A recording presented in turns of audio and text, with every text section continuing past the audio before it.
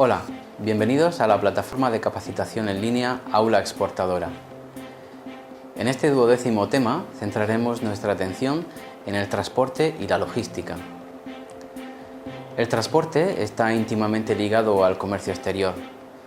Es lógico que así sea, pues sin el grado de avance que ha experimentado el transporte internacional, no podría haberse dado el desarrollo del comercio exterior en el contexto globalizado actual. Esa importancia se refleja en el cuidado que debe tenerse con esta actividad al momento de encarar un proyecto exportador. Entregar una exportación a destiempo o sin cumplir las condiciones pactadas implica poco menos que perder al cliente y la misma operación de exportación.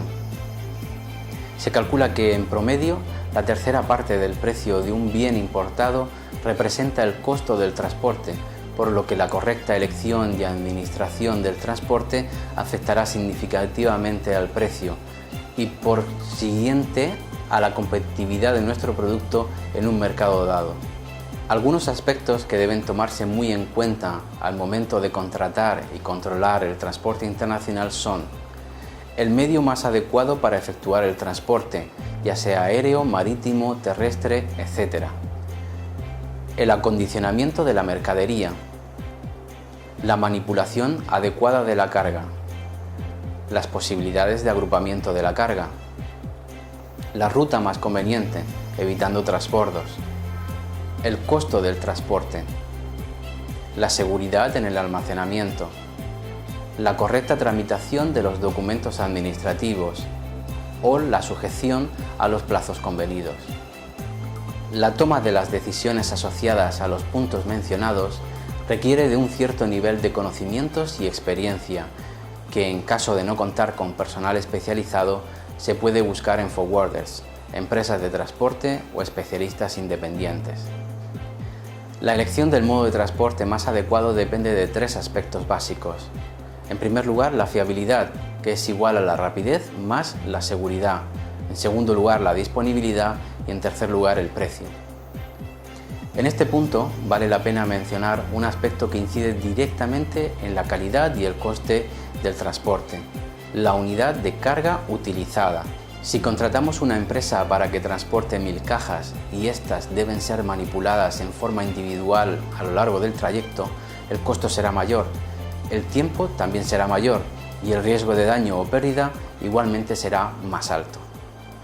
Por eso, lo ideal es cargar todas las cajas en un contenedor.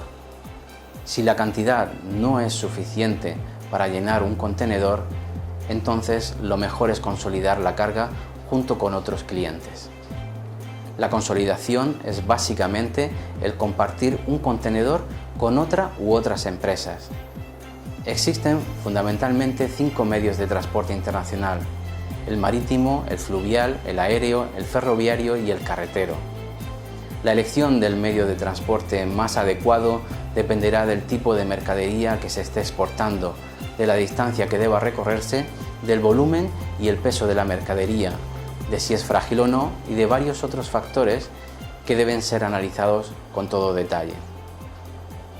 También deberán considerarse las ventajas y desventajas de cada medio de transporte, considerando sobre todo el costo, la velocidad del transporte, la capacidad de carga, la posibilidad de que llegue hasta nuestros almacenes o no y algunos otros aspectos. Existen otras formas de transporte que, aunque están disponibles para los exportadores, no son utilizados habitualmente: el paquete postal, el paquete express internacional, el courier. En Bolivia, el medio de transporte internacional más utilizado es el carretero.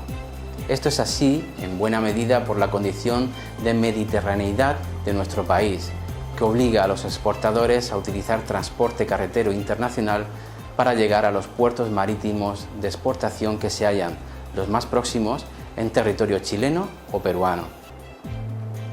En cuanto al transporte fluvial, para las exportaciones se utiliza mucho la hidrovía Paraguay-Paraná, que, partiendo de Puerto Suárez, que se encuentra en el departamento de Santa Cruz, llega hasta el Atlántico, a través del puerto uruguayo de Nueva Palmira o el puerto argentino de Rosario. Se utiliza el transporte aéreo para las exportaciones en vuelos que utilizan los aeropuertos internacionales de La Paz, Aeropuerto de El Alto, Santa Cruz, Viru Viru y Cochabamba, Aeropuerto de Jorge Wilstermann. Aunque el aeropuerto de Oruro, Juan Mendoza, también tiene categoría internacional, no existen itinerarios de las aerolíneas que se acomoden a la oferta exportable del país. El contrato de transporte internacional tiene dos tipos de elementos: los elementos personales y los elementos técnicos. Entre los elementos personales tenemos los siguientes: el cargador o remitente, el porteador o transportista, el consignatario o destinatario y los intermediarios. Y entre los elementos técnicos figuran la mercancía, el precio, las obligaciones del transportista o transportador y las obligaciones del remitente. Ahora nos referiremos al segundo concepto importante de este tema, que es la logística internacional. Podemos definir la logística internacional como la gestión de flujos de mercancías que abarca desde la gestión de compras hasta la entrega de los productos al comprador y sus posteriores servicios. En el siglo pasado se utilizaba más el término de distribución física internacional, DFI, que se definía como tener el producto justo, en el sitio justo, en el tiempo oportuno y al menor costo posible. Actualmente, estas actividades aparentemente sencillas han sido redefinidas y ahora son todo un proceso.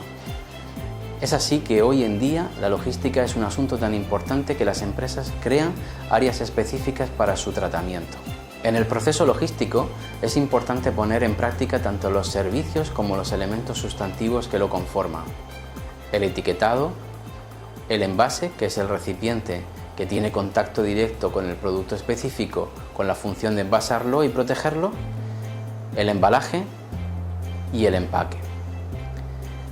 La labor de almacenamiento, cuando sea requerido por el transporte, también se halla dentro del ámbito de acción de la logística, lo que hace que también deban considerarse las labores de manipuleo y estiba y la desaduanización de las mercaderías en el país de destino. Como se puede ver, la labor logística es bastante demandante en términos de conocimiento y tiempo, por lo que a veces es necesario recurrir al apoyo de dos tipos especiales de empresa: los forwarders y los agentes despachantes de aduana.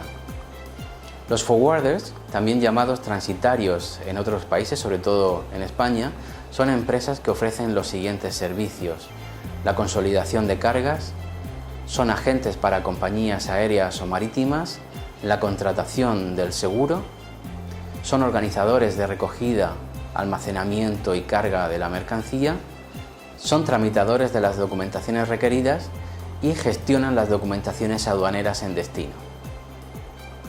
En cuanto a los agentes despachantes de aduana, en Bolivia no es obligatoria su contratación para el despacho aduanero de exportación, pudiendo hacerlo el propio empresario, aunque muchas veces es recomendable, al menos hasta que el personal de la propia empresa se interiorice de la forma de cumplir con los distintos trámites y requisitos existentes. Como ha podido comprobar en esta charla, las cuestiones relacionadas con el transporte y la logística están muy ligadas con el comercio exterior. Por tanto, les recomendamos que sigan nuestras recomendaciones y les invitamos a profundizar y a reflexionar sobre este tema por medio del aula exportadora, donde usted podrá encontrar información complementaria de gran utilidad.